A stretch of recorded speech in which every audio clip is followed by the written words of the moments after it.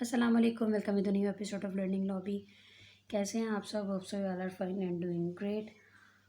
आज मैं आपसे शेयर करूंगी कुछ स्टेप्स, जिन स्टेप्स को फॉलो करते हुए हम बच्चों को प्री स्कूलिंग एक्टिविटीज़ के थ्रू राइटिंग सिखा सकते हैं कि बच्चों की स्कूल जाने से पहले हम कौन से ऐसे स्टेप्स हैं जिनको फॉलो करते हुए उनकी राइटिंग पे काम कर सकते हैं, उनको राइटिंग सिखा सकते हैं। तो आज का वीडियो इन्हीं एक्टिविटी से रिलेटेड है। So let's begin with the video. तो जो स्टेप नंबर 1 है, इसकी जो एक्टिविटी है that is called pick and drop. इस एक्टिविटी में आपने क्या करना है कि दो बाउल लेने हैं।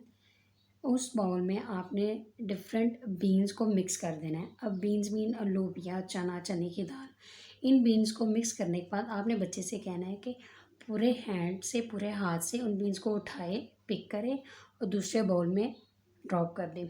इससे क्या होगा कि बच्चे की हैंड मूवमेंट शार्प होगी, बच्चे की फिंगर टिप्स की मूवमेंट शार्प होगी। ये हमेशा याद रखिए कि आप जितना ज़्यादा बच्चे की हैंड मूवमेंट्स पे काम करेंगे, बच्चों को जितनी ज़्यादा हैंड मूवमेंट से रिलेटेड एक्टिविटीज़ करवाएंगे, उतना ही बच्चे की राइटिंग इम्प्रूव होगी, बच्चे की राइटिंग अच्छी होगी। तो ये तो था स्टेप नंबर 1। अब चलते हैं स्टेप नंबर 2 की तरफ। स्टेप नंबर 2 है सॉर्टिंग एक्टिविटी। इस एक्टिविटी में क्या करना है कि उसी बाउल में मौजूद जो बीन्स हैं उसमें आपने लोबिया अलग करवाना है, चना अलग करवाना है और चने की दाल को अलग करवाना है।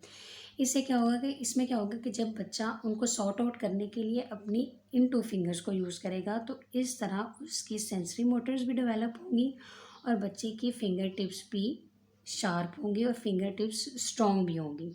तो ये तो था स्टेप नंबर 2। अब आते हैं स्टेप नंबर 3 की तरफ। नंबर 3 पैगिंग से रिलेटेड है। It's called paging activity. अब आप लोग बहुत से लोग सोच रहे होंगे कि पैगिंग क्या है। पैग्स एक्चुअली उन छोटी छोटी चुटकियों को कहा जाता है जो हम यूजुअली कपड़े सुखाने के लिए यूज़ करते हैं, कपड़ों पे लगाते हैं। आपने उन चुटकियों से बच्चों को एक्टिविटी करवानी है। लाइक आपने बच्चों को चुटकियाँ दे देनी है, बच्चों को पैग्स दे देने हैं और बच्चों से ओपन एंड क्लोज़ करवाना है। अब इस बात का ख्याल रखिएगा कि वो पैग्स ज़्यादा हार्ड ना हो, थोड़ी सॉफ्ट हो। अब जब ओपन क्लोज की एक्टिविटी करवाने के बाद आपने एक छोटा सा बाउल ले लेना है और बच्चों से कहना है कि इन पैक्स को आपने इस बाउल के कॉर्नर्स पे यूँ अटैच करना है, जैसे इस पिक्चर में अटैच हुए हैं। या आप देख सकते हैं कि इस बाउल के कॉर्नर्स में पैक्स को अटैच किया गया। इससे क्या होगा कि बच्चों की फिंगर मूवमेंट्स बढ़ेंगी, बच्चों की सेंसरी मोटर्स भी डेवलप होंगी और बच्चों की फिंगर्स भी स्ट्रॉन्ग होंगी। सो ये तो था स्टेप नंबर 3। अब चलते हैं स्टेप नंबर 4 की तरफ। Step number 4 is about threading beads. इसमें क्या है कि इसमें आपने बच्चों को बीड्स देने हैं। बीड्स थोड़े बड़े साइज़ के हों और एक मोटा धागा देना है, मोटा थ्रेड देना है और बच्चों से उन बीड्स को उस थ्रेड में पिरोने का कहना है। इससे क्या होगा कि इससे बच्चों की जब वो इन 2 फिंगर से उस थ्रेड को पकड़ेगा और इन 2 फिंगर से उस बीड को पकड़ के उस थ्रेड में जब वो पिरोएगा, देन इससे क्या होगा कि उसकी सेंसरी मोटर्स भी डेवलप होंगी, उसकी फिंगर टिप्स भी स्ट्रॉन्ग होंगी और उसका हैंड एंड आई कोऑर्डिनेशन भी बढ़ेगा। सो ये एक बहुत अच्छी एक्टिविटी है। इस एक्टिविटीज़ को आप घर में भी करवा सकते हैं, चीज़ें घर में भी मौजूद होती हैं। और इसके अलावा इससे रिलेटेड बहुत से टॉयज़ भी मार्केट में मिल जाते हैं। आप इन एक्टिविटीज़ को घर में भी करवा सकते हैं। फॉर एग्ज़ाम्पल आपके पास अगर मोटा थ्रेड नहीं है तो आप शू लेसेस भी ले सकते हैं और बीड्स थोड़े बड़े साइज़ के लिए, ताकि बच्चों को पिरोने में आसानी हो। सो ये तो था स्टेप नंबर 4।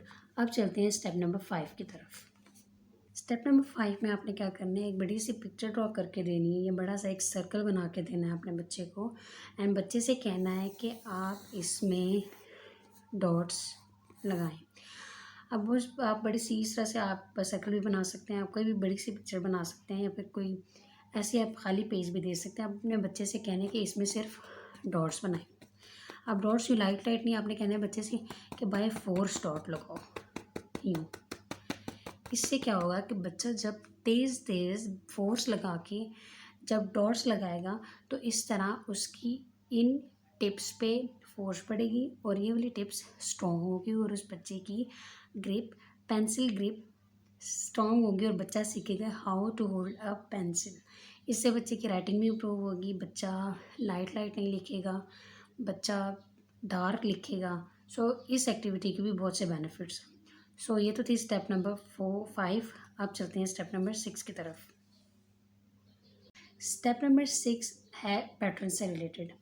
आप जितना ज़्यादा बच्चों को पैटर्न्स करवाएंगे, बच्चों को बेसिक स्ट्रोक सिखाएंगे, slanting line, sleeping line, standing line, curves, जितना ज़्यादा बच्चा ये सीखेगा उतना ही ज़्यादा बच्चा जल्दी राइटिंग सीखेगा। अब इन राइटिंग पैटर्न से और इन स्ट्रोक से रिलेटेड मैं अपनी बहुत सी वीडियोस भी बना चुकी हूँ और मैं अपनी हर वीडियो में इन पैटर्न्स का जिक्र ज़रूर करती हूँ। ये पैटर्न्स इतने ही कंपलसरी हैं। इससे क्या होगा, इससे ये होता है कि बच्चों की राइटिंग स्किल्स इंप्रूव होती हैं, बच्चा अल्फ़ाबेट्स को लिखना जल्दी सीखता है, उनकी फॉर्मेशन जल्दी सीखता है, क्योंकि इंग्लिश अल्फ़ाबेट्स के मेजॉरिटी वर्ड्स इन्हीं पैटर्न से होके गुजरते हैं।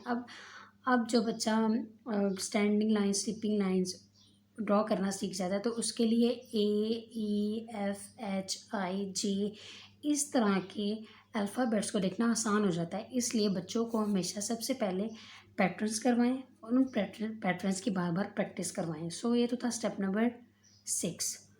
अब चलते हैं लास्ट स्टेप की तरफ। लास्ट स्टेप है, उसमें आपने ये करना है कि बच्चे को हमेशा आसान सब्जेक्ट्स पहले करवाएं। अब मीन्स बच्चा सबसे पहले इंग्लिश के अल्फ़ाबेट्स लिखना ज़्यादा जल्दी सीखता है, क्योंकि इंग्लिश के अल्फ़ाबेट्स में as compare to other 2 subjects कम कर्व्स होते हैं। अब उसके बाद आ जाता है मैथ्स के डिजिट्स और नंबर्स में भी कर्व होते हैं, जैसे 2 में, 3 में, 5 में, 6 में। As compare to maths English में कर्व्स कम होते हैं। उसमें सबसे पहले आप बच्चों को स्टैंडिंग और स्लीपिंग लाइन से रिलेटेड अल्फ़ाबेट्स करवा सकते हैं और उसके बाद सबसे एंड में आ जाता है उर्दू।